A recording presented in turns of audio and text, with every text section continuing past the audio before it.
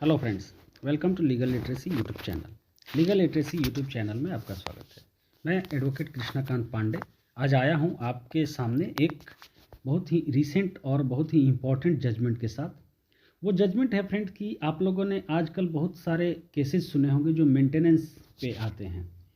Maintenance का मतलब कि जो पत्नी पति से मेंटेनेंस मांगती है और पति को मेंटेनेंस देना पड़ता है घरेलू केसेस में, 498 ए के केसेज में, घरेलू हिंसा के केसेज में या फिर किसी भी तरह से, ठीक है। तो उसमें एक सेक्शन आता है, section 125(4) of CrPC. Section 125 of CrPC जो अब बीएनएसएस हो गया है, तो सीआरपीसी में 125 सेक्शन जो था उसमें था कि पूरा प्रक्रिया दिया हुआ है कि किस तरह से मेंटेनेंस पति पत्नी को, मतलब किस तरह से पत्नी पति से मेंटेनेंस का डिमांड कर सकती है, उस सेक्शन में दिया हुआ है। वैसे तो पत्नी के पास बहुत सारे अधिकार हैं, बहुत सारे एक्ट्स हैं जिसमें कि मेंटेनेंस दिया गया है, लेकिन उसका जो सब सेक्शन 4 कहता है, ये आगे हम पढ़ेंगे, लेकिन नट सेल में बता दें, सब सेक्शन 4 कहता है कि अगर पत्नी बिना किसी खास रीजन के, बिना किसी कारण पति को छोड़ दी है या पति के साथ नहीं रहती है, तो उसको मेंटेनेंस का राइट नहीं है, उसको मेंटेनेंस नहीं मिलेगा। लेकिन इसके कॉन्ट्रारी एक सुप्रीम कोर्ट का एक रिसेंट जजमेंट आया है जिसमें सुप्रीम कोर्ट ने कहा है कि कुछ परिस्थितियों में अगर पत्नी पति को छोड़ के भी रह रही है तो उसको मेंटेनेंस मिलेगा, वो मेंटेनेंस की हकदार है। तो इस बारे में हम पूरा डिस्कस करेंगे फ्रेंड्स, इस बारे में कंप्लीट डिस्कशन करेंगे और आपको समझाएंगे कि कौन कौन सी परिस्थिति हैं, किस तरह से, क्या इस केस के फैक्ट थे, किस तरह से इस केस में कहा गया कि उसको मेंटेनेंस का हक है। तो एक चीज़ पहले हम समझ लेते हैं फ्रेंड्स कि इसमें हम डिस्कशन क्या करेंगे। तो इस केस में हम डिस्कस करेंगे सबसे पहले इस वीडियो में नेम ऑफ द केस का, ठीक है। फिर बेंच ऑफ जस्टिसेस, कौन कौन जस्टिस थे इस केस में जो कि डिसाइड किया है जिन्होंने, केस का फैक्ट क्या है, ठीक है, केस का फैक्ट क्या है वो डिसाइड देखा जाएगा। सुप्रीम कोर्ट के सामने इशू क्या थे, क्या सुप्रीम कोर्ट को क्या डिसाइड करना था, आर्गुमेंट्स क्या हुए थे सुप्रीम कोर्ट के सामने और सुप्रीम कोर्ट ने क्या ऑब्जर्व किया। तो सुप्रीम कोर्ट फ्रेंड्स कई सारे केसेस में क्या होता है कि अपने ही कुछ पुराने जजमेंट का रेफरेंस देता है कि हमने इस जजमेंट में ये कहा था, हमने इस जजमेंट में ये कहा था और ये प्रिंसिपल लेट डाउन हुआ था, इस प्रिंसिपल के को देखते हुए इस केस में हम ये जजमेंट दे रहे हैं। तो सुप्रीम कोर्ट ने इसमें भी कुछ केसेस को रेफ़र किया है, अपने पुराने केसेस को, उसके बारे में बात करेंगे और फाइनल सुप्रीम कोर्ट का डिसीजन क्या आया इसके बारे में बात करेंगे। तो सबसे पहले चलते हैं फ्रेंड्स कि हम इसका स्टार्ट करते हैं स्टोरी के साथ, ठीक है। स्टोरी देखते हैं कि केस का क्या है। केस का स्टोरी है फ्रेंड्स कि एक कपल थे जो कि 2014 में जिनकी शादी हुई और अगस्त 2015 में वो सेपरेट हो गए, अलग हो गए। हस्बैंड ने फाइल किया, ठीक है, 21 अगस्त 2015 को रेस्टिट्यूशन ऑफ कंजुगल राइट्स का केस फाइल किया। Restitution of conjugal rights basically friends section 9 of Hindu marriage act है, जो कि ये कहता है कि अगर पति या पत्नी एक दूसरे को छोड़ के कहीं चले गए हैं और साथ नहीं आ रहे हैं रहने, तो हम एक फाइल किया जाता है, एक केस, विदाई का केस, जिसको कि कोर्ट से कहा जाता है कि हमें पत्नी को या पति को हमारे पास बुलाया जाए। तो ये इस पे हम पूरा एक डिटेल्ड वीडियो है हमारे चैनल पे, उसका लिंक हमको आपको आई बटन में दे देंगे या फिर डिस्क्रिप्शन में दे देंगे, आप उसको देख के पूरी तरह से समझ सकते हैं। अब वाइफ के पास नोटिस गया, जो इस केस में क्या होता है, नोटिस गया। नोटिस जाने में वाइफ ने अपना पक्ष उसने रखा कि वो ऐसे ही इसे छोड़ के नहीं गई है, वो उसके पास कोई वैलिड रीज़न है कि अपने हस्बैंड को छोड़ के चली गई है। उसका रीज़न था कि she was subjected to torture and mental harassment by husband who demanded ₹5 lakh dowry for purchasing 4 wheeler. 4 wheeler खरीदने के लिए उससे 5 लाख की डॉरी मांगी गई थी और डॉरी ना देने पे मेंटल और फिजिकली इसको टॉर्चर किया गया था। ये रीज़न है इसका छोड़ के जाने का। साथ ही कहा वाइफ ने कि हस्बैंड जो है इसका एक्स्ट्रा मैरिटल रिलेशन है किसी के साथ, और जब इसको मिसकैरेज हुआ था किसी समय पे तो हस्बैंड उसको सपोर्ट करने नहीं आया था, उसको देखने तक नहीं आया था। ये रीज़न बताया। वाइफ ने एक और रीज़न बताया कि उसने कहा कि हम तो इसके साथ जाने के लिए तैयार हैं, हम तो इसके साथ रहने के लिए तैयार हैं, लेकिन कुछ कंडीशन है कि हमें घर में वॉशरूम यूज़ करने का राइट दिया जाए। इसको वॉशरूम यूज़ करने का राइट नहीं दिया जाता था, जिस तरह से इनका कहना है। और एलपीजी दिया जाए इनको खाना पकाने के लिए, ठीक है, एक चीज़ है। फैमिली कोर्ट ने क्या किया, ये सारी बातें सुनने के बाद रेस्टिट्यूशन ऑफ कंजुगल राइट्स की डिक्री पास की हस्बैंड के फेवर में मार्च 23, 2022 को, और वाइफ को कहा कि जाके इसके साथ तुम रहो। वाइफ इसके बाद भी हस्बैंड के साथ रहने नहीं गई, रादर कि उसने एक मेंटेनेंस का केस उसी फैमिली कोर्ट में फाइल कर दिया। फैमिली कोर्ट ने उसके मेंटेनेंस के पिटिशन को अलाउ किया और हस्बैंड को डायरेक्ट किया कि 10,000 रुपये पर मंथ आप वाइफ को एज ए मेंटेनेंस देंगे। अब ये तो हस्बैंड के लिए बड़ी बात हो गई। एक तरफ रेस्टिट्यूशन का केस उसके फेवर में है, कोर्ट कह रहा है वाइफ को कि आओ हस्बैंड के साथ रहो, और वो पत्नी जो है हस्बैंड के साथ रह तो नहीं रही है, लेकिन एक मेंटेनेंस का केस भी फाइल कर दी, मेंटेनेंस अलाउ भी हो गया। हस्बैंड तो कह रहा है कि हम तो रखने के लिए रेडी हैं। अब इसमें क्या होता है, हस्बैंड इस ऑर्डर को चैलेंज करता है, झारखंड हाई कोर्ट में चला जाता है। झारखंड हाई कोर्ट उसके चैलेंज को, जो उसका अपील था उसको, मतलब क्रिमिनल रिवीजन जो था उसको अलाउ करता है, और फैमिली कोर्ट के ऑर्डर को, जो 10,000 रुपये पर मंथ के मेंटेनेंस का ऑर्डर था, सेक्शन 125(4) CRPC का हवाला देते हुए उसको डिसमिस कर देता है, ठीक है, और कहता है कि wife is not entitled to get maintenance, क्योंकि उसने सेक्शन 125(4) के एक कंडीशन को ब्रीच किया है, ठीक है। अब इससे एग्री होकर वाइफ चली जाती है एपेक्स कोर्ट में, ठीक है, सुप्रीम कोर्ट। अब आता है कि जब ये हम इतना साफ समझ लिए कि सुप्रीम कोर्ट में क्या होता है, ये जानने से पहले हम थोड़ा सा आपको ब्रीफ फैक्ट बता दें सेक्शन 124(5) का, ठीक है, सेक्शन 124(5) का। अब इसमें साफ साफ लिखा हुआ है फ्रेंड्स कि no wife shall be entitled to receive an allowance for the maintenance और the interim maintenance and expenses as the case में बी फ्रॉम हर हस्बैंड।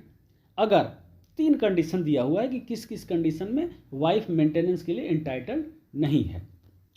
अगर वो एडल्ट्री में रह रही है, लिविंग इन एडल्ट्री, ठीक है, अगर वो बिना किसी सफिशिएंट रीज़न के वो अपने हस्बैंड के साथ रहने से मना कर देती है, या फिर 2 लोग हैं, दोनों म्यूचुअल कंसेंट से अलग रह रहे हैं, हस्बैंड और वाइफ दोनों कहे कि हमको साथ नहीं रहना, हम दोनों अलग रह रहे हैं, म्यूचुअल कंसेंट है, तो इस कंडीशन में, ये 3 कंडीशन में वाइफ को मेंटेनेंस नहीं मिलेगा। तो फ्रेंड्स यहाँ पे हम एक सवाल आपसे करना चाहेंगे कि लिविंग इन एडल्ट्री, पहले फ्रेंड्स एडल्ट्री जो है ये एक ऑफेंस हुआ करता था सेक्शन 497 में IPC, ठीक है, जिसको कि सुप्रीम कोर्ट ने इसका क्रिमिनल एक्ट जो था वो ख़त्म कर दिया, ठीक है, वो एडल्ट्री को क्रिमिनल एक्ट नहीं रहने दिया, ऑफेंस नहीं रहने दिया।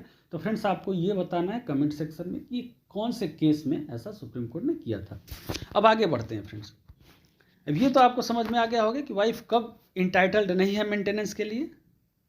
अब सुप्रीम कोर्ट में जब मामला जाता है तो सुप्रीम कोर्ट के पास ये प्रश्न क्या होता है, सुप्रीम कोर्ट को डिसाइड क्या करना है। तो सुप्रीम कोर्ट को डिसाइड ये करना था कि क्या हस्बैंड की वो जिम्मेदारी जो पेइंग ऑफ मेंटेनेंस की है वाइफ के लिए, क्या सेक्शन 125 CRPC में जो दिया है वो ख़त्म हो जाता है अगर वाइफ जो रेस्टिट्यूशन ऑफ कंजुगल राइट्स की डिक्री है हस्बैंड के फेवर में वो उसके एवाइड नहीं करती है, मतलब उसको नहीं मानती है, तो क्या वो मेंटेनेंस का राइट उसका ख़त्म हो जाता है। यही क्वेश्चन सुप्रीम कोर्ट के सामने था। अब सुप्रीम कोर्ट बहुत सारी बातें, बहुत सारी चीज़ें सुनने के बाद ऑब्जर्व क्या करता है, सुप्रीम कोर्ट का ऑब्जर्वेशन आता है। सिंपल सी बात सुप्रीम कोर्ट बोलता है कि a wife even if she refuses to live with her husband despite a decree of restitution of conjugal rights against her is entitled to claim maintenance under section 125 of CRPC। एक line कि अगर wife restitution of conjugal rights की decree को avoid नहीं करती है तो भी उसको मेंटेनेंस क्लेम करने का हक है। अब यहाँ आपका जो क्वेश्चन होगा, जिस क्वेश्चन के लिए आप वीडियो पे आए होंगे वो क्वेश्चन आपका आंसर मिल गया, लेकिन यही वीडियो ख़त्म नहीं होती है, यही टॉपिक ख़त्म नहीं होता है। इस टॉपिक को और आगे बढ़ाते हैं कि सुप्रीम कोर्ट ने क्या क्या ऑब्जर्व किया इस केस में, सुप्रीम कोर्ट ने क्या क्या कहा, सुप्रीम कोर्ट अगर ऐसा कहता है तो क्यों कहता है, ठीक है, इस पे आते हैं। अब आता है, सुप्रीम कोर्ट कहता है कि वाइफ ने अगर रिफ्यूज कर दिया restitution of degree conjugal rights के डिक्री को कंप्लाई करने से, जो कि under section 9 of Hindu marriage act पास होता है, तो सिर्फ यही एक रीज़न जो है उसको अंडर सेक्शन 125 सीआरपीसी में मेंटेनेंस मांगने के हक से वंचित नहीं कर देता है। ठीक है। अब सुप्रीम कोर्ट ने कहा केस का पूरा केस देखने के बाद कि husband had completely ignored his wife, जो मिसकैरेज वाली बात थी जिसको कि ना तो फैमिली कोर्ट ने समझा ना हाई कोर्ट ने समझा, लेकिन सुप्रीम कोर्ट ने उस बात को फोकस किया, उस बात को समझा। कहा कि जब उसको मिसकैरेज हुआ था तो उसका हस्बैंड उसको देखने नहीं आया, हस्बैंड ने टोटली इग्नोर किया और मैट्रिमोनियल होम में हस्बैंड ने इसको इल ट्रीटमेंट दिया। इल ट्रीटमेंट का मतलब फ्रेंड्स कि वॉशरूम यूज़ नहीं करने दिया गया, ये भी एक क्रुएल्टी है। एलपीजी स्टोव आपके घर में है, आप एलपीजी नहीं दे रहे हैं उसको, वो भी क्रुएल्टी है।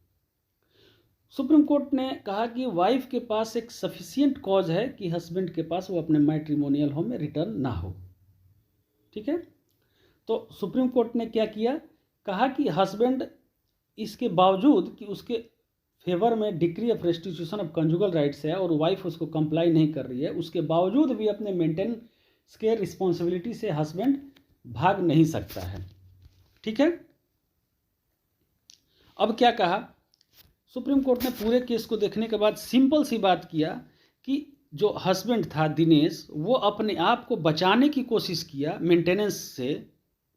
ठीक है। कि सिर्फ इस बात पे अपने डिफेंस में लिया कि इसने रेस्टिट्यूशन ऑफ कंजुगल राइट्स की डिक्री को फेवर मतलब एवाइड नहीं किया, कंप्लाई नहीं किया।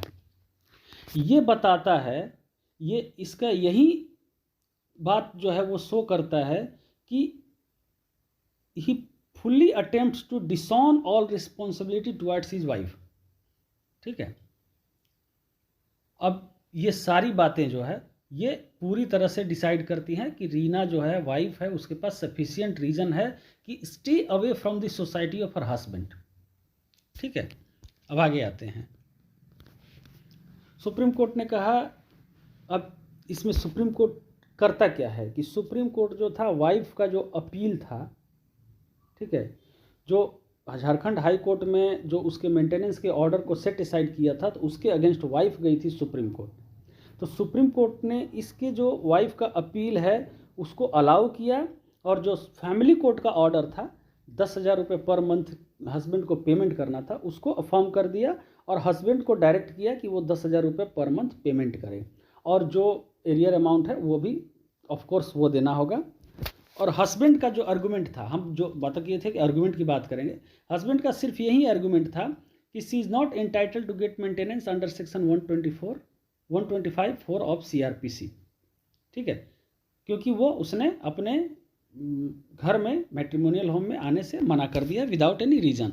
विदाउट एनी रीज़न इसलिए कहा जाता है कि रेस्टिट्यूशन ऑफ कंजुगल राइट्स की डिक्री जब पास हुई है तो शी हैज़ नो राइट और she has no reason to stay away from the society of the husband. ठीक है, ऐसा मानना था हस्बैंड का।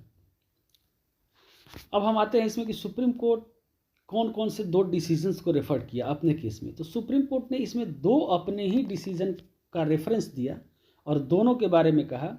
दोनों केस है, एक है Kirtikant D Vadodaria versus state of Gujarat, वो 1996 का बहुत पुराना जजमेंट है, और एक है Amrita Singh versus Ratan Singh and another, 2018 का ये जजमेंट है।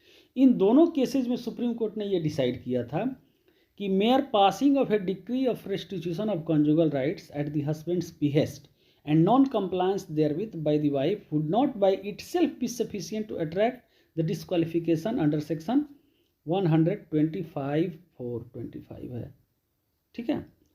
ये सिर्फ रेस्टिट्यूशन ऑफ कंजुगल राइट्स का डिक्री पास हो गया हस्बैंड के अगेंस्ट और वाइफ कंप्लाई नहीं करी, सिर्फ एक यही रीज़न काफ़ी नहीं है कि वाइफ को डिसइंटाइटल कर दिया जाए मेंटेनेंस लेने से। और भी बहुत सारी बातें देखनी पड़ेंगी। ठीक है। फाइनली सुप्रीम कोर्ट ने इसमें एक बात कही कि इस तरह के केसेज में, जैसे सिर्फ वही एक चीज़ ऐसा नहीं है जो कि वाइफ को डिसएंटाइटल कर दे, तो सुप्रीम कोर्ट ने कहा कि इस तरह के केसेज में बहुत सारी चीज़ें, facts case to case vary करता है, उसको देखना पड़ता है। ठीक है।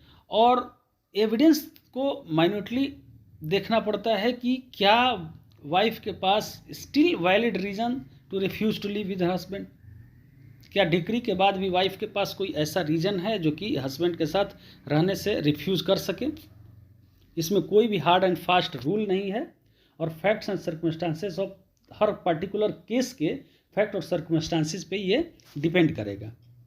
ठीक है, सुप्रीम कोर्ट ने फाइनली क्या कहा कि in any event decree for restitution of conjugal rights secured by husband coupled with non compliance therewith by the wife would not be determined straight away either to disqualification under section so and so। ठीक है, supreme court ने इसको अपना जो observation है इस पे आने के लिए, जैसे कि कहा गया है कि सुप्रीम कोर्ट ने कहा कि हम बहुत सारे फैसलों को बहुत सारे फैक्ट्स को देखना पड़ता है, तो facts of the case very करते हैं। तो इस केस के कुछ फैक्ट्स को देखा सुप्रीम कोर्ट ने और इस डिसीजन पे पहुंचा। सुप्रीम कोर्ट का कहना था कि रेस्टिट्यूशन ऑफ कंजुगल राइट्स की जो डिक्री है वो पास हुई है 23/4/22 को। ठीक है, ये एडमिट करते हैं दोनों कि कोई भी अटेम्प्ट नहीं किया गया है हस्बैंड के द्वारा रिकन्सिलिएशन का आफ्टर 2017 के बाद कोई भी रिकन्सिलिएशन के लिए कोई एफर्ट नहीं लगाया गया है। ठीक है, यहाँ तक कि रेस्टिट्यूशन का डिक्री लेने के बाद भी हस्बैंड ने कुछ नहीं किया, ना ही वो इसके एग्जीक्यूशन के ऑर्डर के लिए अप्लाई किया, मतलब पिटिशन डाला, और ना ही वो डिवोर्स के लिए फाइल किया under section 13(1)(a)(2) of the Hindu marriage act. आप लोग ये जानते होंगे फ्रेंड्स, अगर नहीं जानते हो तो बता दें कि जब रेस्टिट्यूशन ऑफ कंजुगल राइट्स की डिक्री आपके फेवर में पास होती है, किसी के भी फेवर में पास होती है, हस्बैंड या वाइफ, उसका एग्जीक्यूशन होता है, एग्जीक्यूशन कराया जाता है ऑर्डर 21 रूल 32 ऑफ CPC में। अगर वो ऑर्डर एग्जीक्यूट करने के बाद भी अगर कोर्ट के एग्जीक्यूशन ऑर्डर पास करने के बाद भी नहीं करते हैं तो आपकी प्रॉपर्टी अटैच हो सकती है। दूसरा है कि अगर आपके फेवर में रेस्टिट्यूशन ऑफ कंजुगल राइट्स की डिक्री पास हो गई है, ठीक है, रेस्टिट्यूशन ऑफ कंजुगल राइट्स की डिक्री पास हो गई है, तो उसके 1 साल के बाद आप डिवोर्स फाइल कर सकते हैं। अगर वो मतलब हस्बैंड के फेवर में पास हुआ है, वाइफ नहीं आ रही है, 1 साल के बाद हस्बैंड डिवोर्स का केस फाइल कर सकता है और उसे डिवोर्स इसी ग्राउंड पे मिल जाता है। तो ना तो उसने एग्जीक्यूशन के लिए पास फाइल किया कुछ, ना ही डिवोर्स फाइल किया। ये क्या दिखाता है? ये दिखाता है कि आप सिर्फ और सिर्फ रेस्टिट्यूशन ऑफ कंजुगल राइट्स का एक डिक्री लेके आप सिर्फ मेंटेनेंस से बचने के लिए और ये कोर्ट में जा रहे हैं। ठीक है, थोड़ा सा देख लेते हैं फ्रेंड्स, इसका नाम देख लेते हैं। इतना हम सब समझ गए। इस समझने के बाद क्या हमें पता चला कि इस केस में सुप्रीम कोर्ट ने ये कहा है कि सिर्फ wife restitution of conjugal rights की आपकी डिक्री को नहीं मानती है, नहीं कंप्लाई करती है, यही उसको डिसएंटाइटल नहीं करता है मेंटेनेंस लेने से। केस का नाम है friends Reena Kumari alias Reena Devi alias Reena versus Dinesh Kumar Mahato alias Dinesh Kumar Mahato and another. इसमें जस्टिसेस थे friends, chief justice of India Sanjiv Khanna and justice Sanjay Kumar. उम्मीद है फ्रेंड्स ये वीडियो थोड़ी लंबी हो गई, लेकिन फिर भी ठीक है, आप देखिए, अच्छा लगेगा आपको। और उम्मीद है जो जिन्होंने देख लिया होगा अच्छा लगा होगा उन्हें, और अच्छा लगा हो फ्रेंड्स तो लाइक करें, शेयर करें एंड सब्सक्राइब करें। बहुत बहुत धन्यवाद।